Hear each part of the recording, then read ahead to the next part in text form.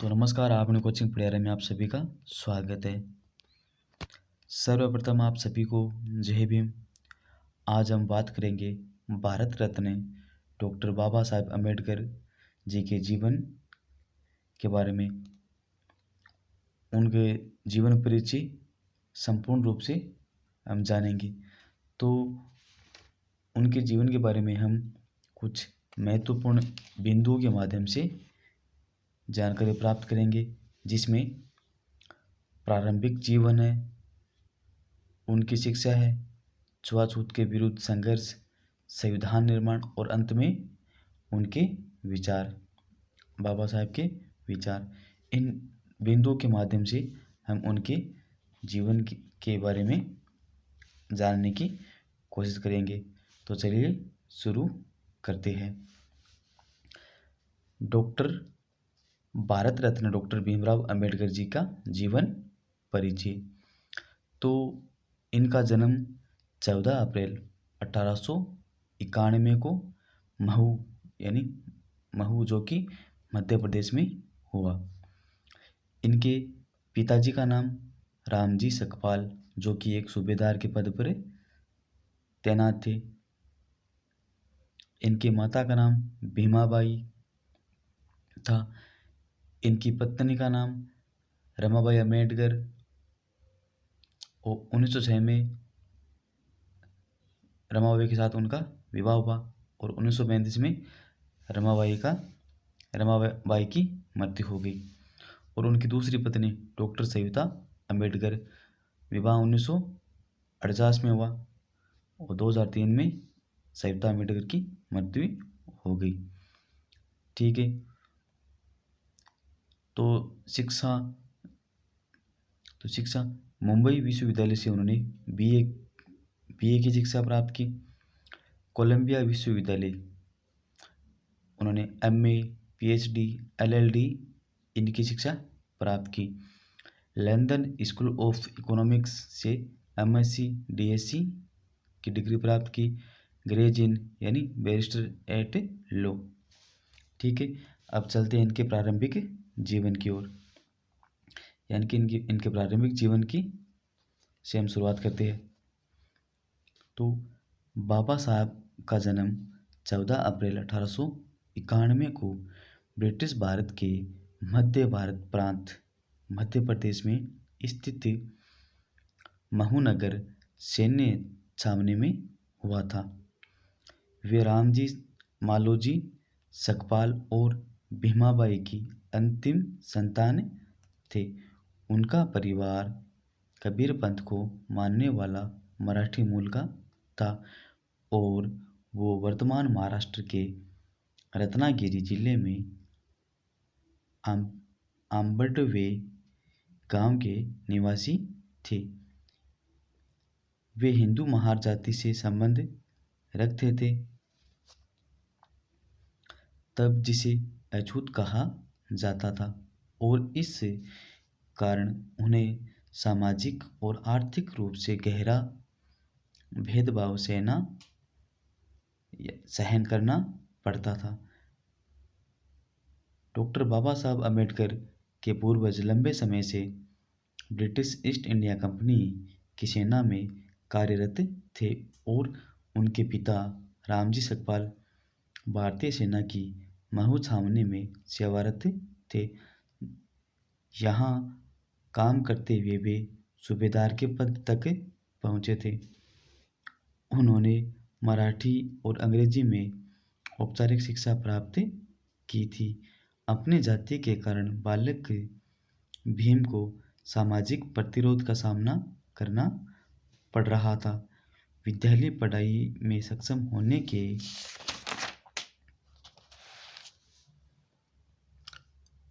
बावजूद छात्र भीमराव जी को छुआछूत के कारण अनेक प्रकार की कठिनाइयों का सामना करना पड़ा। 7 नवंबर 1900 को रामजी सकपाल ने सतारा की गवर्नमेंट हाई स्कूल में अपने पुत्र भीमराव का नाम भीमा रामजी आम्बेडकर दर्ज कराया। उनके बचपन का नाम भीमा था। आम्बेडकर का मूल उपनाम सकपाल की बजाय आम्बेडकर लिखवाया था, जो कि उनके अबंडवे गांव से संबंधित था, क्योंकि कोंकण प्रांत के लोग अपना उपनाम गांव के नाम से रखते थे। अतः आम्बेडकर के आम्बेडवे ना आम्बेडवे गांव से आम्बेडवेकर उपनाम स्कूल में दर्ज करवाया। बाद में एक ब्राह्मण शिक्षक कृष्ण केशव आम्बेडकर, जो उनसे विशेष स्नेह रखते थे, उनके नाम से आम्बेडकर हटाकर अपना सरल नाम आम्बेडकर उपनाम जोड़ दिया। तब से आज तक वे आम्बेडकर नाम से जाने जाते हैं। रामजी सकपाल परिवार के साथ बम्बई यानी मुंबई चले आए। अप्रैल 1906 में जब भीमराव जी लगभग 15 वर्ष के आयु के थे, तो 9 साल की लड़की रमाबाई से उनकी शादी कराई गई थी। तब वे 5वीं अंग्रेजी कक्षा में पढ़ रहे थे। उन दिनों भारत में बाल विवाह का प्रचलन था, इसलिए 7 नवंबर को महाराष्ट्र में विद्यार्थी दिवस के सॉरी ये थोड़ा रह गया। हाँ, उससे पहले हमें ये पढ़ना है। तो उनकी शिक्षा के बारे में, ये तो था उनका प्रारंभिक जीवन, यानी प्रारंभिक जीवन में वो उनका कैसा रहा। ठीक है, अब हम बात करेंगे उनकी शिक्षा के बारे में। तो इसमें प्राथमिक शिक्षा कैसे रही देखते हैं। बाबा साहब ने सतारा नगर में राजवाड़ा चौक पर स्थित शासकीय हाई स्कूल, जो कि अभी प्रताप सिंह हाई स्कूल में 7 नवंबर 1900 को अंग्रेजी की पहली कक्षा में प्रवेश लिया। इसी दिन से उनके शैक्षिक जीवन का प्रारंभ हुआ था। इसलिए 7 नवंबर को महाराष्ट्र में विद्यार्थी दिवस के रूप में मनाया जाता है। उस समय में उन्हें विवाह कहकर बुलाया जाता था। स्कूल में उस समय भीमाराम जी अम्बेडकर, ये उनका नाम उपस्थिति पंजिका में क्रमांक 1914 पर अंकित था।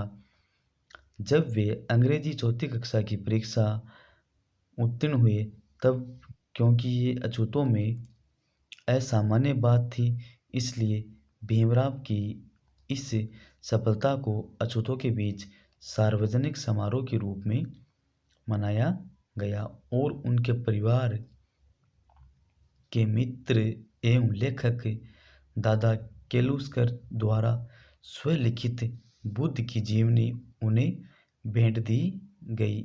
इसे पढ़कर उन्होंने पहली बार गौतम बुद्ध व बौद्ध धर्म को जाना एवं उनकी शिक्षा से प्रभावित हुए थे।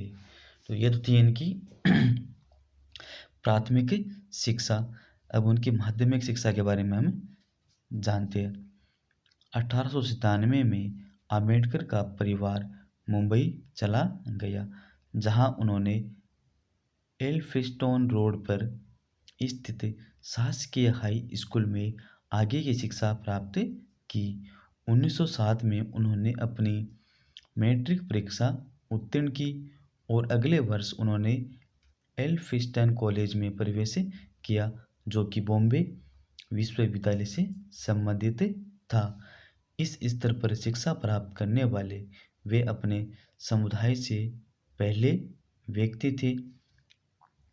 1912 तक उन्होंने बॉम्बे विश्वविद्यालय से अर्थशास्त्र और राजनीति विज्ञान में कला स्नातक यानी बीए की डिग्री प्राप्त की और बड़ौदा राज्य सरकार के साथ काम करने लगे।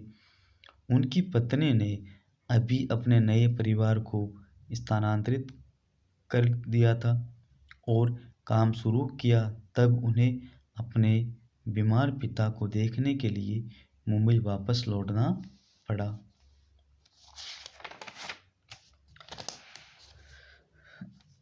जिनका 2 फरवरी 1913 को निधन हो गया। 1913 में बाबा साहब 22 वर्ष की आयु में संयुक्त राज्य अमेरिका चले गए, जहां उन्हें सयाजीराव गायकवाड़ तृतीय यानी जो बड़ौदा के गायकवाड़ द्वारा स्थापित एक योजना के अंतर्गत न्यूयॉर्क नगर स्थित कोलंबिया विश्वविद्यालय में स्नातकोत्तर शिक्षा के अवसर प्रदान करने के लिए 3 वर्ष के लिए $11.50 प्रति माह बड़ौदा राज्य की छात्रवृत्ति प्रदान की गई थी। वहां पहुंचने के तुरंत बाद वे लिविंगस्टन हॉल में पारसी मित्र नवल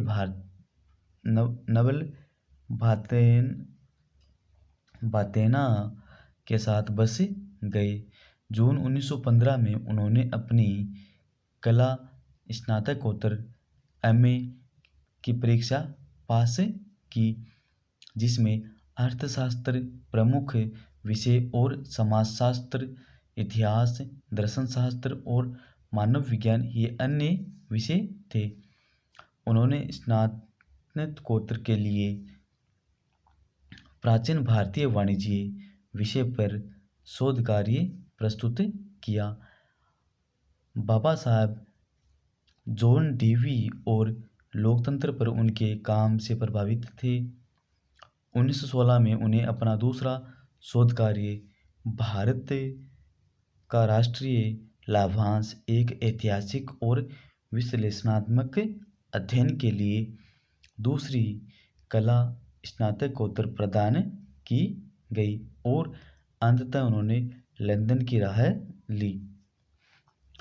1916 में अपने तीसरे शोध कार्य ब्रिटिश भारत में प्रांतीय वित्त का विकास के लिए अर्थशास्त्र में पीएचडी प्राप्त की।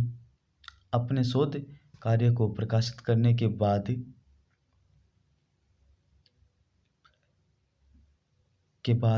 1927 अधिकृत रूप से पीएचडी की डिग्री प्रदान की गई।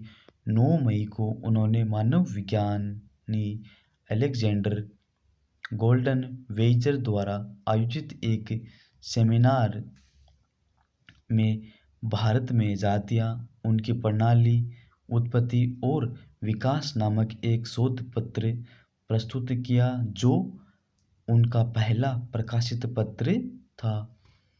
3 वर्ष तक की अवधि के लिए मिली हुई छात्रवृत्ति का उपयोग उन्होंने केवल 2 वर्षों में अमेरिका में पाठ्यक्रम पूरा करने में किया और 1916 में वे लंदन चले गए।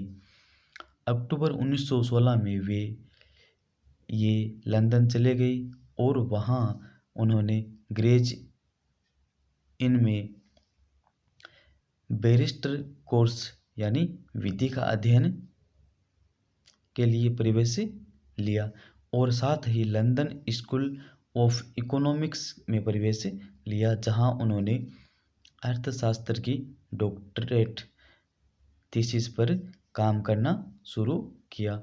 जून 1917 में विवश होकर उन्हें अपना अध्ययन अस्थायी तौर पर बीच में छोड़कर भारत लौट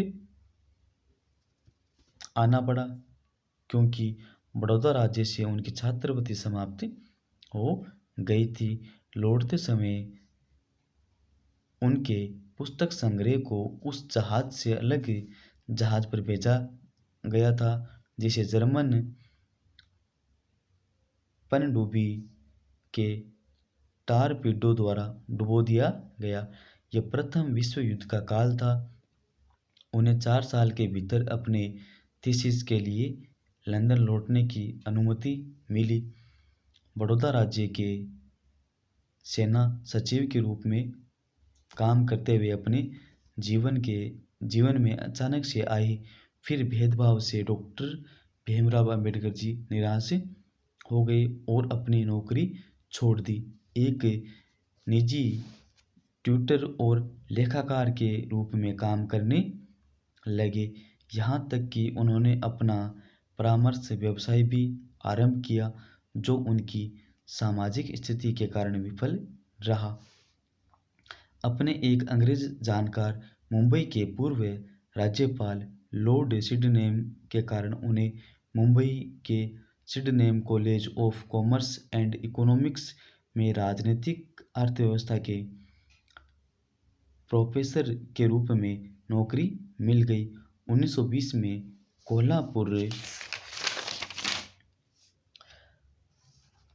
कोल्हापुर के साहू महाराज अपने पारसी मित्र के सहयोग और कुछ निजी बचत के सहयोग से वो एक बार फिर से इंग्लैंड वापस जाने में सफल हो पाए तथा 1921 में विज्ञान स्नातकोत्तर यानी एमएससी की डिग्री प्राप्त की, जिसके लिए उन्होंने provincial decentralisation of imperial finance in British India यानी ब्रिटिश भारत में शाही अर्थव्यवस्था का प्रांतीय विकेंद्रीकरण खोज ग्रंथ प्रस्तुत किया था। 1922 में उन्हें ग्रेज इन में बैरिस्टर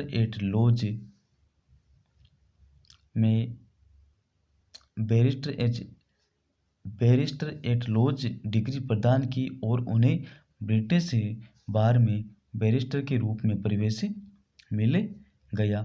1923 में उन्होंने अर्थशास्त्र में DSSC यानी डॉक्टर ऑफ साइंस की उपाधि प्राप्त की। उनकी thesis the problem of the rupee, its origin and it's solution यानी रुपये की समस्या, इसकी उत्पत्ति और इनका समाधान पर थी। लंदन का अध्ययन बान विश्वविद्यालय में जारी रखा, किंतु समय की कमी से वे विश्वविद्यालय में अधिक नहीं ठहर सके। उनकी तीसरी और चौथी डॉक्टरेट्स LLD कोलंबिया विश्वविद्यालय से 1952 में हुई और D.Litt उस्मानिया विश्वविद्यालय 1953 में हुई और इन दोनों सम्मानित उपाधियां को उन्होंने प्राप्त किया। अब देखेंगे हम, ये तो थी इनकी शिक्षा यानी उन्होंने किस प्रकार से शिक्षा प्राप्त की थी और शिक्षा में क्या क्या कार्य किए थे। अब है छुआछूत के विरुद्ध उनका संघर्ष। बाबा साहब ने कहा था, छुआछूत गुलामी से भी बदतर है। अंबेडकर यानी बाबा साहब बड़ौदा के रियासत राज्य द्वारा शिक्षित थे, अतः उनकी सेवा करने के लिए बाध्य थे। उन्हें महाराजा गायकवाड़ का सैन्य सचिव नियुक्त किया गया, लेकिन जातिगत भेदभाव के कारण कुछ ही समय में उन्हें यह नौकरी छोड़नी पड़ी।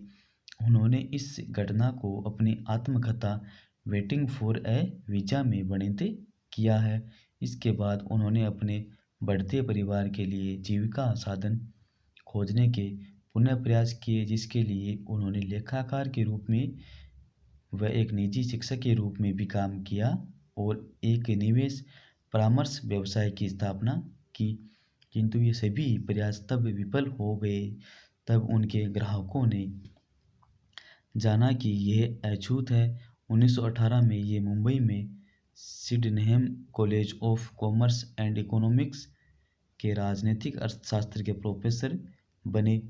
हालांकि छात्रों के साथ वे सफल रहे, फिर भी अन्य प्रोफेसरों ने उनके साथ पानी पीने के बर्तन साझा करने पर प्रतिरोध किया। भारत सरकार अधिनियम 1919 तैयार कर कर रही थी। साउथ बरो समिति के समक्ष भारत के एक प्रमुख विद्वान के तौर पर बाबा साहब अम्बेडकर को साक्ष्य देने के लिए आमंत्रित किया गया। इस सुनवाई के दौरान बाबा साहब अम्बेडकर ने दलितों और अन्य धार्मिक समुदायों के लिए पृथक निर्वाचिका और आरक्षण देने की वकालत की। 1920 में मुंबई से उन्होंने साप्ताहिक मूकनायक के प्रकाशन की शुरुआत की। यह प्रकाशन शीघ्र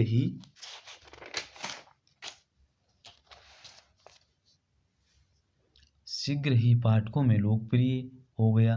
तब बाबा साहब अम्बेडकर ने इसका प्रयोग रूढ़िवादी हिंदू राजनेताओं व जातीय भेदभाव से लड़ने के प्रति भारतीय राजनीतिक समुदाय की अनिच्छा की आलोचना करने के लिए किया।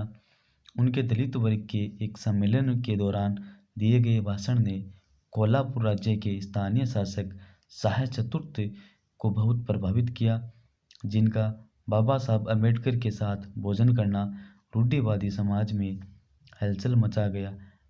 बॉम्बे उच्च न्यायालय में विधि का अभ्यास करते हुए उन्होंने अछूतों की शिक्षा को बढ़ावा देने और उन्हें ऊपर उठाने के प्रयास किए।